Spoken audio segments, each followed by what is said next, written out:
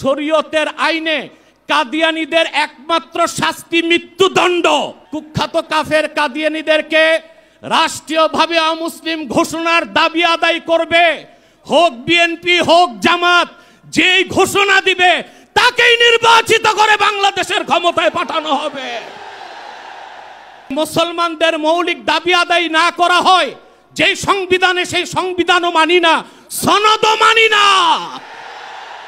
এক্ষুনি আপনাদের সামনে গুরুত্বপূর্ণ বক্তব্য পেশ করবেন তাহরিকে খতমে নবুয়ত আন্দোলন বাংলাদেশের আমির ডক্টর ইনায়েতুল্লাহ আব্বাসী। ডক্টর ইনায়েতুল্লাহ আব্বাসী। নাহমাদুহু ওয়া নুসাল্লি আলা রাসূলিহিল কারীম, আম্মা বাদ। সম্মানিত সভাপতি, বিদেশি মেহমানবৃন্দ এবং সম্মানিত শ্রোতাবৃন্দ, সকলকে আমার পক্ষ থেকে হৃদয় নিংড়ানো ভালোবাসা এবং শুভেচ্ছা জ্ঞাপন করছি। আমাদের তাহরিকের একটা স্লোগান আছে, মাসলাক যার যার, দিন ইসলাম সবার। আজকে সে প্রমাণ সোহরাওয়ার্দী উদ্যানে পেয়েছেন আপনারা। আকীদা খাতমে নবুয়তের বিশ্বাস ইসলামের মৌলিক বিশ্বাস। কেউ যদি বিশ্বাস করে আল্লাহকে বিশ্বাস করি কিন্তু তিনি এক, এটা যে বিশ্বাস করবে না সে কাফের। মুহাম্মদ সাল্লাল্লাহু আলাইহি সাল্লাম আল্লাহর শেষ নবী, এ কথা যে বিশ্বাস করবে না সে কাফের। তাকে যে কাফের বলবে না সেও কাফের। আল্লাহ তাআলা তার হাবিব মুহাম্মদ সাল্লাল্লাহু আলাইহি সাল্লামকে ১৫০০ বছর আগে প্রেরণ করে নবুয়ত রেসালতের দরজা চিরতরে বন্ধ করে দিয়েছেন। ওনার পরে আজ পর্যন্ত কোনো প্রকারই নবী কিংবা রাসূল আসে নাই, এখনো নাই, কিয়ামত পর্যন্ত আসবে না। এটাই খাতমে নবুয়তের বিশ্বাস। এই বিশ্বাস ছাড়া কেউ মুসলমান হতে পারে না। আমাদের দেশে যারা প্রচলিত রাজনীতি করে তারা সেকুলার রাজনীতির দোহাই দিয়ে কাদিয়ানীদেরকে অমুসলিম ঘোষণা করতে চায় না। তাদের কাছে আমার প্রশ্ন, সেকুলার রাষ্ট্র আর গণতান্ত্রিক রাষ্ট্রের শুধু কাজ অমুসলিমদের স্বার্থ রক্ষা করা, আর দেশের প্রকৃত মালিক যে মুসলমান, যাদের ট্যাক্স আর ভ্যাটের টাকায় সরকারের মন্ত্রীদের গাড়ির পেট্রোল জ্বলে, সে মুসলমানদের মৌলিক দাবি আদায় না করা হয়, যেই সংবিধানে সেই সংবিধানও মানি না, সনদও মানি না। প্রিয় বন্ধুগণ, খাতমে নবুয়তের জিহাদ সবচেয়ে বড় জিহাদ। খাতমে নবুয়তের আন্দোলন সবচেয়ে বড় আন্দোলন। আপনারা আগেও শুনেছেন, রাসূলুল্লাহ সাল্লাল্লাহু আলাইহি সাল্লামের জামানায় 10 বছরের যুদ্ধে ইসলামের পক্ষে এবং বিপক্ষে মোট মানুষ নিহত হয়েছিল 1018 জন।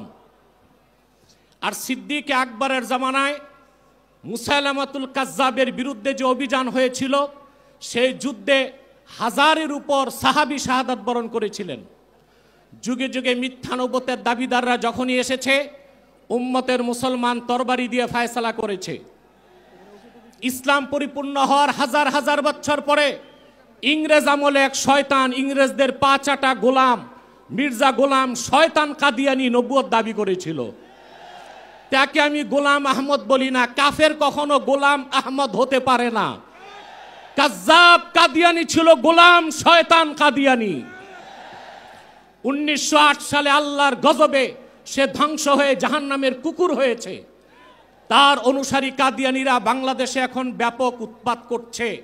আপনারা জানেন, বর্তমান সরকার দায়িত্ব নেবার পরে বাংলাদেশের বিভিন্ন জায়গায় কাদিয়ানীদের নতুন নতুন আস্তানা গড়ে তোলা হয়েছে।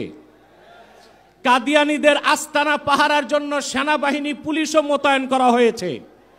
যদি তারা সংখ্যালঘুই হয়ে থাকে তাহলে তাদেরকে সংখ্যালঘু ঘোষণা করতে সমস্যা কোথায়?